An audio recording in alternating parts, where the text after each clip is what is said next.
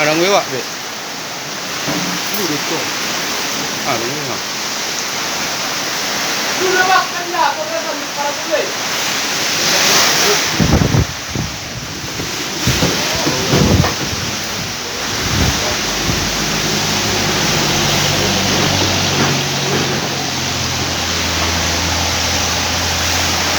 Hello.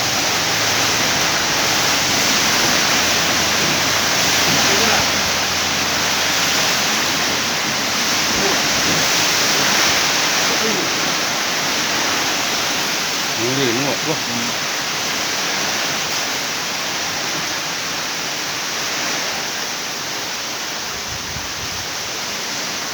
Kalau ni